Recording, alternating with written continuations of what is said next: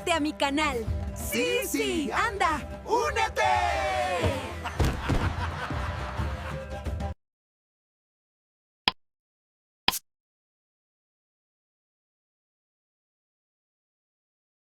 Bienvenidos a The Deep Dive. Nuestra misión en este análisis a fondo es sumergirnos en uno de los documentos más fundamentales de la historia. Así es, vamos a explorar los primeros 9 cantos de la Odisea de Homero. Y pues para quienes busquen absorber conocimiento de manera rápida pero con muchísima profundidad, el objetivo de esta sesión es extraer las verdaderas pepitas de oro de esta obra clásica. Totalmente.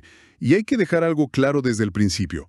O sea, no estamos aquí para hacer un resumen escolar, sino para sacar las lecciones reales de supervivencia, de estrategia y de resiliencia que se esconden entre estas páginas. Es que es un documento verdaderamente inagotable. Las fuentes que hemos compilado para esta sesión cubren un abanico increíble. Arrancamos con esa primera asamblea de los dioses en el Olimpo y el viaje del joven Telémaco para buscar información sobre su padre.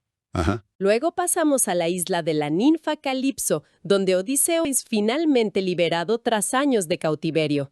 Seguimos con su llegada, que fue casi fatal, a la tierra de los feacios, y cerramos con el inicio de su famosísimo relato en primera persona, justo donde confiesa sus primeros y brutales tropiezos con los icones y los lotófagos. Bueno, vamos a desmenuzar esto, porque esto no es solo un mito antiguo lleno de, digamos, monstruos, espadas y túnicas. ¡Claro que no! En realidad estamos ante una guía maestra sobre cómo navegar el caos absoluto, cómo enfrentar distracciones que resultan mortales y cómo buscar la verdad cuando parece que todo está completamente perdido en el ruido. Si uno lo piensa bien, es un manual de supervivencia camuflado de epopeya poética. Y el propósito para nuestra audiencia cobra muchísimo sentido hoy en día.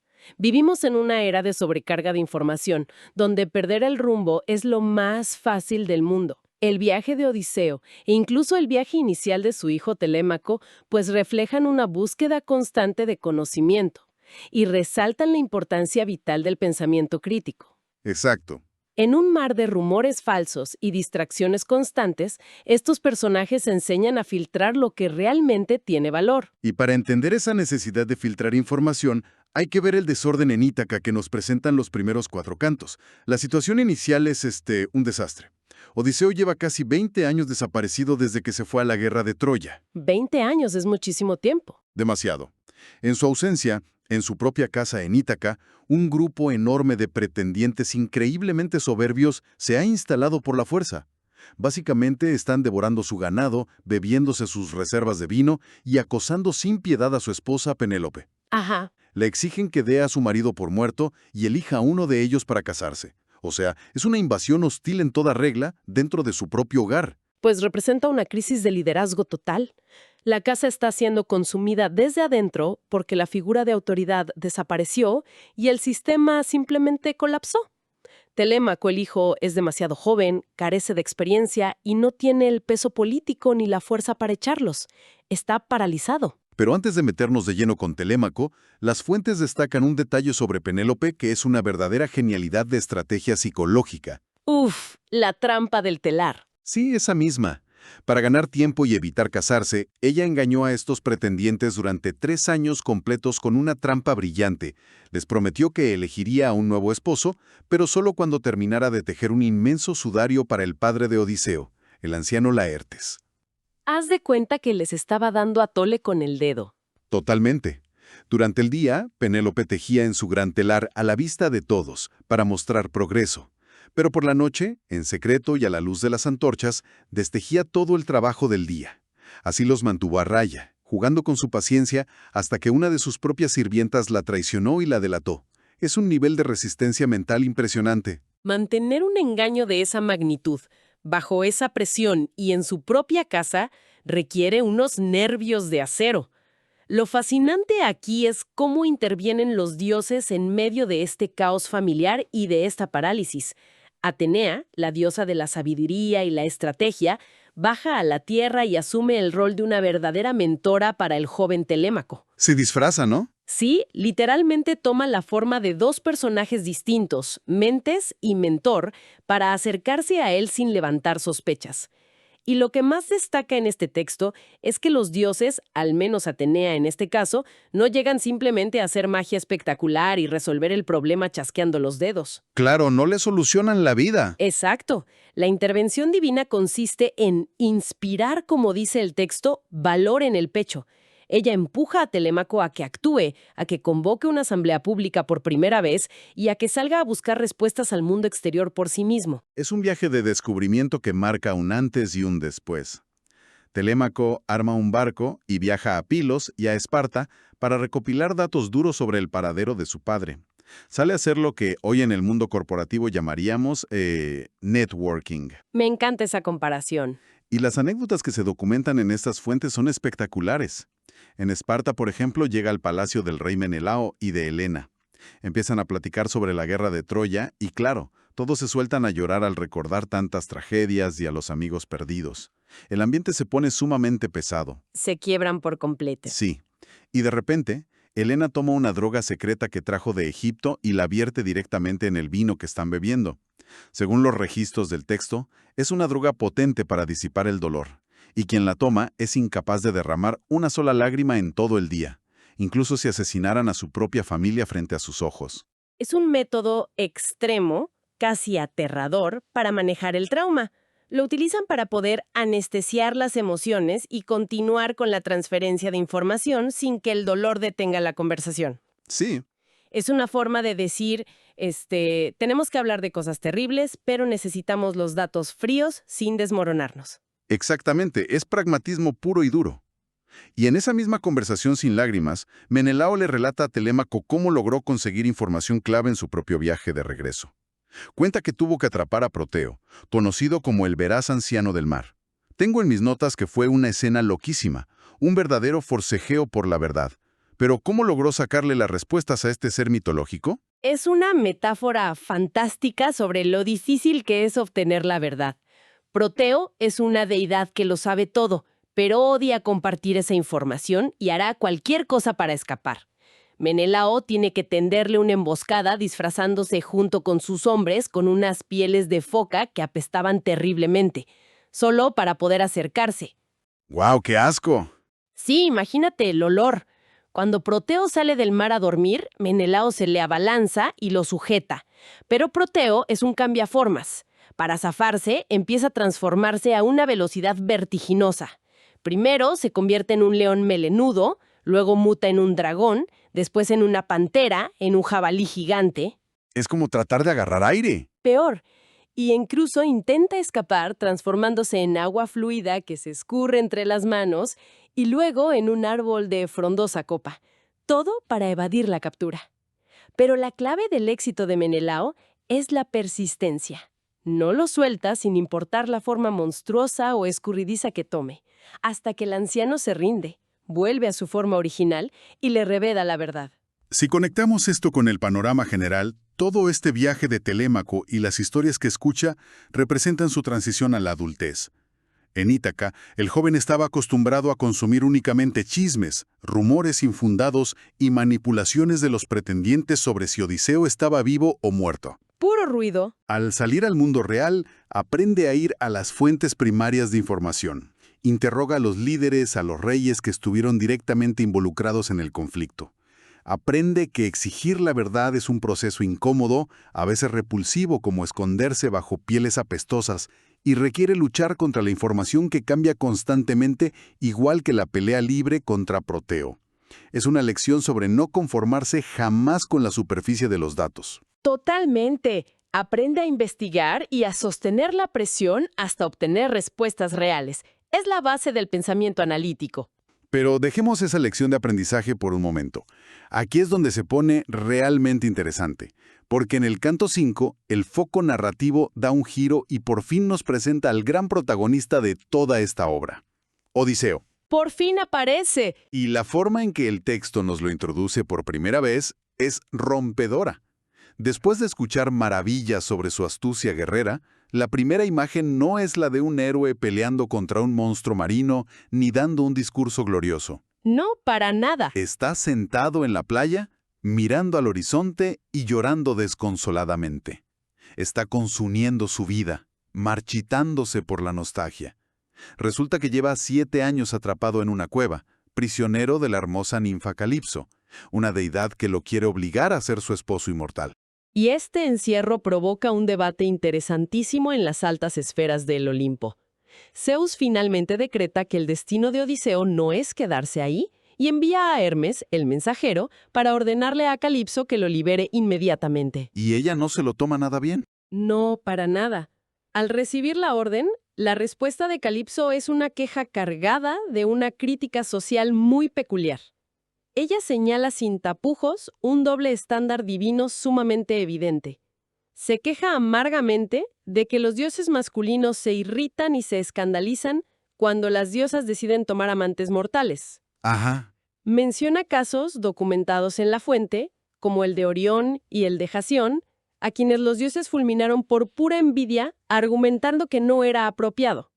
Sin embargo, recalca Calipso, esos mismos dioses masculinos bajan a la tierra y toman amantes mortales todo el tiempo sin sufrir absolutamente ninguna consecuencia. Claro. Es una crítica frontal a la hipocresía y a las jerarquías de poder del propio sistema olímpico. Se les va directo a la yugular con esa lógica, dejándolos en evidencia. Sin embargo, al tratarse de una orden directa de Zeus, ella tiene que ceder. Así que Odiseo recibe la noticia de que es libre, pero hay una trampa.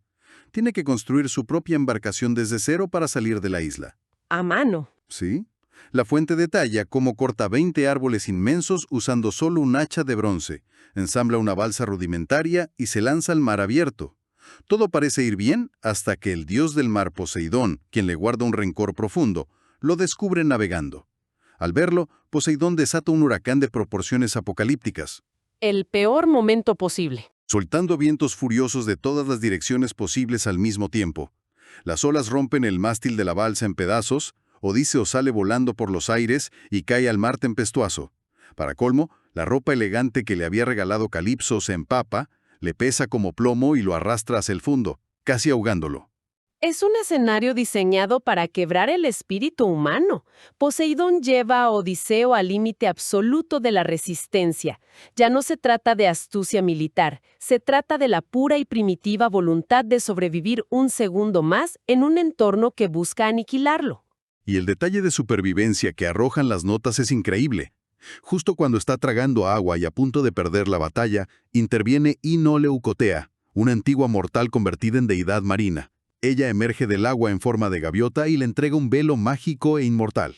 ¿Un salvavidas divino? Tal cual, le da instrucciones claras, tiene que quitarse la ropa pesada, soltar los restos de su balsa, amarrarse el velo al pecho y nadar sin mirar atrás. Odiseo obedece. Pasa 2 días y 2 noches completas flotando a la deriva, golpeado por olas gigantescas en un mar enfurecido. Es que físicamente eso es imposible para alguien normal. Sí, una locura. Finalmente, la corriente lo acerca a la costa de la isla de los Feacios. Pero no es una playa de arena blanca. Es una costa brutal, erizada de arrecifes, rocas afiladas y acantilados mortales. Una ola lo estrella contra las rocas, destrozándole la piel de las manos, pero logra aferrarse y cuando la marea retrocede, sale arrastrándose a tierra firme. Apenas vivo. Está desnudo, escupiendo agua salada, medio muerto de agotamiento. Se arrastra hacia un bosque cercano para buscar refugio y encuentra 2 arbustos entrelazados, uno de olivo doméstico y otro de aladierna silvestre, que crecían tan tupidos que ni el viento más helado ni la lluvia más fuerte podían penetrar sus ramas. ¡Qué imagen tan potente! Se mete debajo, se cubre por completo con un colchón de hojas secas y el texto nos regala una analogía visual hermosa. Dice que se escondió bajo esas hojas exactamente como un tizón ardiendo que se esconde bajo una gruesa capa de ceniza negra, guardando la última chispa de fuego para que no se apague en la noche. Esa imagen, la del tizón oculto en la ceniza, encapsula la esencia de la resiliencia en esta obra. Para este punto, el gran héroe de Troya ha perdido absolutamente todo. Perdió sus barcos majestuosos, perdió a sus compañeros de armas, perdió todo el oro y el botín de guerra, e incluso perdió la ropa que llevaba puesta. Todo. Ha sido despojado de cualquier símbolo de estatus o poder. Lo único que le queda, esa pequeña brasa ardiente debajo de la ceniza, es su intelecto intacto y su voluntad indomable. Esa chispa interna es la única herramienta que tiene a su disposición para enfrentar la siguiente y gran prueba en un territorio totalmente desconocido. Y vaya que utiliza esa chispa rápidamente. Entramos a la sección que abarca los cantos 6 al 8 en la tierra de los feacios. A la mañana siguiente, unas jóvenes están jugando a la pelota cerca de la desembocadura del río, haciendo mucho alboroto. Odiseo se despierta sobresaltado por los gritos. Aquí presenciamos un momento sumamente incómodo, pero que el protagonista maneja con un dominio absoluto de la situación. Es brillante. Sale de entre los gruesos arbustos, completamente desnudo, con el cuerpo lleno de heridas y cubierto de una costra blanca de sal marina seca. Solo alcanza a arrancar una rama frondosa para intentar cubrirse un poco. En cualquier contexto normal, una figura así saliendo del bosque provocaría terror, y de hecho casi todas las sirvientas huyen despavoridas. Obviamente, imagínate el susto. Sin embargo, la princesa del lugar, Nausicaa, se queda plantada. Odiseo, en vez de abalanzarse a suplicar ayuda desesperadamente o asustarla con movimientos bruscos, recurre a su intelecto puro. Se mantiene a una distancia respetuosa y le dirige un discurso majestuoso, lleno de tacto y adulación calculada. Usa las palabras exactas. Le dice que es tan imponente y hermosa que no logra distinguir si está viendo a una diosa inmortal o a una mortal. Y para rematar, compara su esbelta figura con un retoño sagrado de palmera que alguna vez vio crecer junto al altar de Apolo en la isla de Delos. Esto plantea una pregunta importante al revisar las fuentes y el contexto de esta civilización. ¿En qué clase de mundo acaba de desembarcar Odiseo? La sociedad de los feacios se presenta como el polo diametralmente opuesto a la barbarie y el salvajismo. Ajá. Este escenario tranquilo es el campo de pruebas perfecto. Aquí no se requiere evaluar la fuerza destructiva de Odiseo, sino medir su capacidad de contención, su sofisticación y sus habilidades diplomáticas. Sin duda. Y para poner en perspectiva lo avanzada que es esta sociedad, los detalles tecnológicos que describen el palacio del rey Alcino parecen sacados de una novela de ciencia ficción de la antigüedad. Son increíbles. El texto menciona que, custodiando las puertas del palacio hay perros inmortales forjados en oro y plata macizos, creados por el mismísimo Hefesto, el dios herrero, para vigilar eternamente sin envejecer. Ya en los salones interiores, la iluminación nocturna de los banquetes no proviene de simples antorchas en la pared, sino que está a cargo de estatuas de jóvenes hechas de oro puro que sostienen antorchas encendidas. Puro lujo. Pero lo que resulta verdaderamente impactante es su flota naval. Los feacios presumen de tener barcos mágicos que carecen por completo de timón y no requieren de ningún piloto humano para navegar. Estas naves literalmente leen el pensamiento de los hombres, conocen la ubicación de todas las ciudades del mundo y pueden navegar a velocidades vertiginosas surcando el mar rodeadas de una niebla espesa, garantizando que jamás se van a perder ni a estrellar, por más oscura que sea la noche. Contar con ese nivel de tecnología, sumado a una paz prolongada que nadie se atreve a perturbar, pues ha moldeado a una sociedad que peca de arrogante. Han olvidado lo que es el sufrimiento real, lo cual se vuelve evidente en la forma un tanto despreciativa en la que algunos de ellos reciben a este náufrago magullado. Exacto. Esa arrogancia sale a flote rápidamente. Durante un suntuoso banquete en honor al forastero, el rey organiza una serie de juegos atléticos. En medio del evento, algunos jóvenes feacios deciden provocar a Odiseo para ver de qué está hecho. Uno en particular, llamado Eurialo, se pasa de la raya y lo insulta directamente. Lo quiere hacer menos. Le dice en tono de burla que, viéndolo bien, no tiene la pinta ni la postura de un verdadero atleta, y que más bien parece el capitán de un barco de mercaderes codiciosos, de esos que solo tienen la cabeza puesta en las ganancias, los fletes y la mercancía. Uy, tocó nervio. Ese comentario enciende la chispa interior de Odiseo. Aún estando exhausto y adolorido, se pone de pie, enfurecido, toma un disco de piedra maciza que era muchísimo más pesado y grande que los que usaban los atletas locales, y sin siquiera quitarse el manto, toma impulso y lo lanza. El disco vuela haciendo un zumbido terrible y aterriza muchísimo más lejos que cualquiera de las marcas previas, humillando a todos los presentes. Y aunque la demostración de fuerza brutal es apabullante, lo que realmente resalta en este episodio es el poder devastador de la palabra. La respuesta verbal de Odiseo hacia Eurialo es una clase magistral de filosofía sobre la naturaleza de los talentos humanos y una retórica implacable. Lo pone en su lugar con elegancia. Sí, se dirige a él, y le explica que los dioses rara vez entregan todos sus dones, o sea, belleza física, inteligencia profunda y elocuencia, a una sola persona. Argumenta que alguien puede tener un físico esculpido casi idéntico al de los inmortales, pero tener una mente completamente vacía y carecer de gracia al hablar. Claro. Por el contrario, otra persona puede no ser visualmente atractiva, pero los dioses deciden coronarla con el don supremo de la palabra. Y cuando esa persona toma la palabra en una asamblea, habla con tanta seguridad y dulzura que todos lo miran con la misma reverencia que a un dios. Es profundo. Es una advertencia contundente contra el error de juzgar el valor de alguien basándose únicamente en su apariencia desgastada. Una lección que resuena con una fuerza increíble hasta nuestros días. Es un golpe intelectual certero que deja a todos callados. Y poco después de ese episodio de tensión, el ambiente en el banquete cambia drásticamente para llevarnos a un punto de pura emoción cruda. El rey Alcino manda llamar al aedo ciego de la corte, Demódoco, para que amenice la velada con un canto histórico. Y elige el peor tema posible. Por casualidades del destino, Demódoco elige cantar sobre la guerra de Troya, centrándose específicamente en la famosa estratagema del caballo de madera, un plan que, como sabemos, fue ideado por el propio Odiseo. Al sentarse a escuchar su propia historia cantada como si fuera una leyenda lejana, Odiseo se quiebra por completo. Revive el trauma. Empieza a llorar de una forma inconsolable, levantando su manto para taparse el rostro y ocultar las lágrimas a sus anfitriones. Y aquí la fuente nos entrega una de las comparaciones más poderosas y desgarradoras de toda la literatura. Describe que Odiseo llora exactamente con la misma intensidad y desesperación que una mujer que se arroja sobre el cuerpo palpitante de su esposo, recién caído en combate intentando defender su ciudad y a sus hijos. ¡Qué fuerte! Mientras la mujer abraza al cadáver gritando, siente cómo los enemigos victoriosos la golpean por la espalda y los hombros con las astas de sus lanzas, obligándola a levantarse para arrastrarla hacia una vida de esclavitud y miseria. ¡Es terrible! Le exige a este misterioso huésped que, de una vez por todas, revele su verdadera identidad. Esa analogía que acabas de describir encierra una profundidad psicológica que asombra para la época.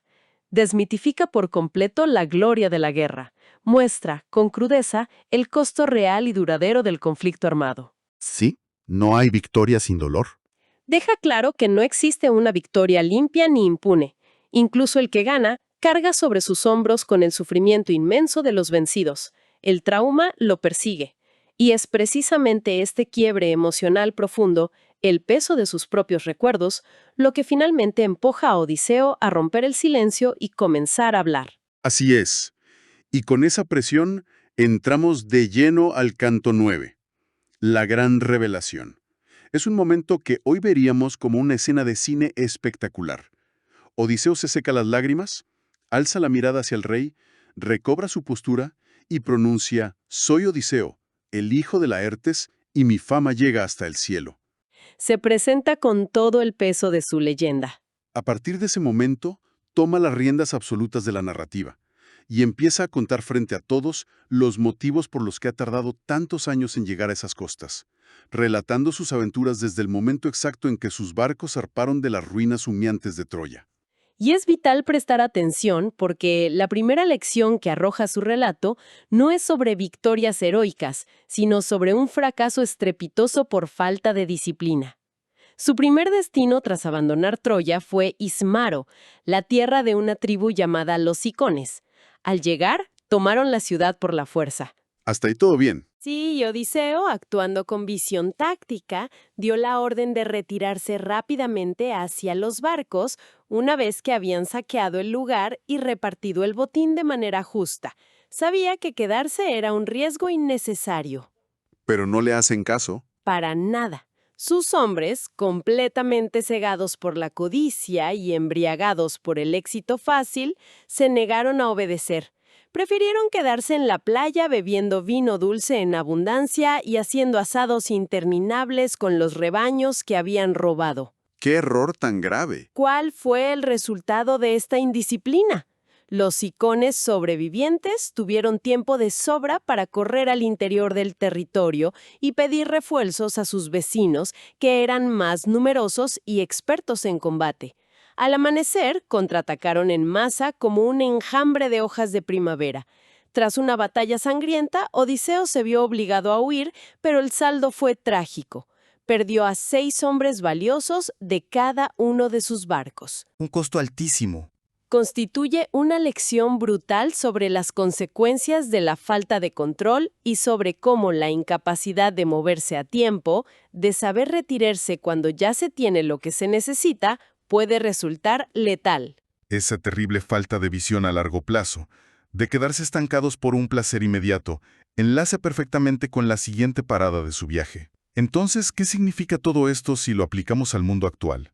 El episodio del encuentro con los lotófagos nos da la respuesta. Este episodio me fascina. Después del desastre con los Icones, una serie de tormentas feroces desvía la flota de su ruta original y los empuja hacia una tierra desconocida donde los habitantes se alimentan exclusivamente del fruto de una flor, el loto. Para explorar el terreno, Odiseo envía a 3 de sus hombres de confianza. Ajá. Los habitantes locales los reciben pacíficamente y les dan a probar este loto.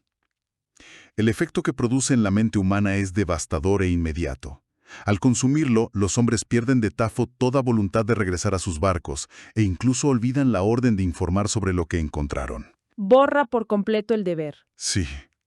Su único deseo en la vida pasa a ser quedarse allí, sentados, comiendo flores, olvidando por completo de dónde vienen, quiénes son y hacia dónde se dirigían.